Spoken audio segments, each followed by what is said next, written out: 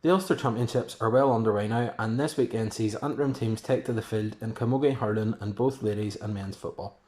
The teams involved are Magees hurlers, Carey Faughs hurlers, St Comgalls men's footballers, Loughgiel Camogues, Glenravel Camogues and the Moneyglass minor ladies footballers. I haven't watched much of the Gaelic football championships, but when there's teams representing Antrim, I'll always look to get behind them. On Saturday, Antrim junior football champions St Comgalls of Antrim face a long journey to take on Den of Cavan in Kingspan Breffni Park. Antrim haven't always been able to get the most out of their big towns, usually down to demographics within the county, but it's great to see St Comgalls having a good year. Over the last few weeks I've had to go to Antrim, and every morning I was driving past the fantastic facilities at Dunsilla. Having that is a great advantage for St Comgalls, and hopefully they can keep what has been a great season run on a little bit longer. Also in football, the Moneyglass Minors are due to play St Mary's Burren of County Down in the quarter-final of the Ulster Ladies Gaelic Football Minor Championship in a Hurling on Sunday. Moneyglass have had a great year in ladies football, with the senior side winning the county title, and now the minors have followed suit. The senior side won their opening Ulster Championship match, and now the minors will hopefully emulate that at the weekend. Magees hurlers are also in action this weekend when they take on Tyrone champions Niamh Colmkill in the Ulster Hurling Junior Club Championship in Ballycastle on Saturday. I was at two of Glenravel's championship matches this season, and it's fair to say that the two performances looked like two different teams entirely. The first day I watched them was in the group stages in Glenarm, and they were well beaten by 17 points. The second day they took on Glenarm again in the junior final, and on that occasion they swung the pendulum to run out winners by 9 points. Over the two games, Glenravel produced much the same offensively, with 2-13 in the group match and then 2-12 in the final. But the big difference was the organisation and defensive effort to restrict Glenarm to 9 points in the final after conceding 5-21 a few weeks earlier. That shows coaches that had a plan and players able and willing to carry it out. The Tyrone final was played a few weeks after Glenravel had secured their place in the Ulster Championship, so I expect they'll have had some representatives down watching it, and I've no doubt they'll be well prepared for this, and hopefully this can be the first step in a deep run in the provincial championships. Also playing in Ballycastle this weekend are Carey Faughs. There's no double header though, despite two Antrim teams playing against two Tyrone sides, both in Ballycastle, with the Carey Faughs game taking place on the Sunday, presumably for gate receipt reasons. Carey's opponents are Tyrone senior champions, Carrickmore, who beat Owen Rua in the final. Carey were the last team to qualify for the Antrim intermediate semi-finals after their game against Gortnamona was originally postponed, which meant when it was finally played they had to win, and win by a ridiculous amount. And in the end they won by 43 points, which put them into the last four. Cushendon and Craigham were defeated in the knockouts during the club the intermediate title, and it has to be said some of the social media videos afterwards were brilliant. I won't post the one from the team huddle after the game, as some might not appreciate the language, but for me it was a wonderful display of passion. A pattern was emerging, with Carey seeming to reach and lose in a final every 2 years, but this current team put an end to that, and the emotion just poured out in those videos. In Camogie, Antrim's 2020 intermediate champions Tiernan Randalstown are in action. They'll take on Crosserloch of Cavan down in Cavan on Saturday. The step up to senior Camogie has been a difficult one for Randalstown, and they finished bottom of the 5-team senior competition in Antrim.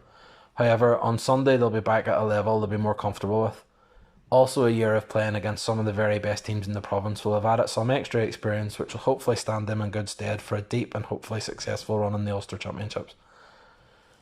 Finally, and for me the game of the weekend, is yet another instalment of the Loughgiel and Slaughtneil story, with the teams meeting in yet another Ulster Senior Camogie final.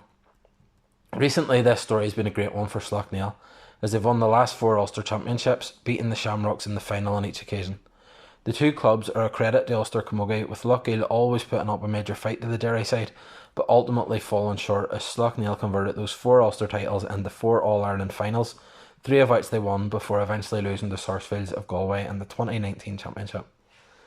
Sunday's game is officially part of the 2020 season, which helps add to the anticipation, as their last meeting was just over 2 years ago.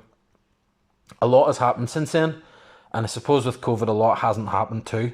So while Slaughtneil seemed to hold something over Loughgiel between 2016 and 2019, there's new players involved, some players who maybe had lesser roles previously are more experienced now, and some who'd played the last time won't be there on Sunday, which helps to build the spectacle. I guess one of the obvious changes is 14 Loughgiel players are now All-Ireland champions. When you can go to Croke Park and win an All-Ireland final in your county jersey, then you can do anything.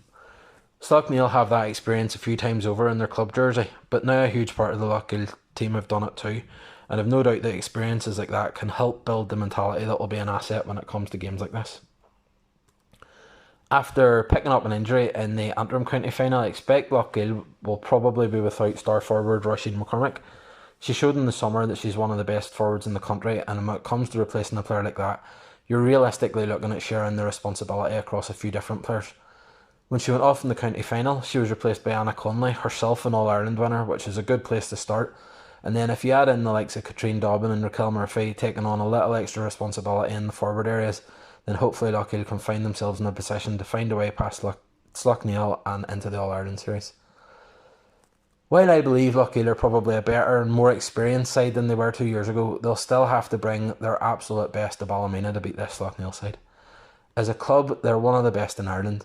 Their achievement of completing the Ulster treble in football, hurling and Camogie in 2016 was a remarkable feat in itself, but they followed it up with more titles in each code since then. One thing that always seems to be spoken of when they're lifting titles, even in the other codes, is the dedication of their Camogues. You don't achieve the things that they have without serious levels of skill and determination, and while Loughgiel have generally swept aside all before them, apart from the odd blip in group games over the last 8 years, Loughgiel are a different proposition. That said, Loughgiel won't play many teams better than Loughgiel, and it genuinely feels like you have two absolute giants of the game on a collision course, and for me that makes Sunday's game unmissable. From a personal standpoint, I'll 100% be behind the Shamrocks on Sunday. That said, there's no denying they face a major task to beat Loughgiel. They absolutely can do it though, and even in this season alone there have been people doubting them, and they've emphatically proved them wrong time and time again. Loughgiel will be their toughest test yet, but to be great, these are the hurdles you have to overcome, and I've no doubt that this Loughgiel team have the potential to win Ulster and maybe even go a few steps further in the coming weeks.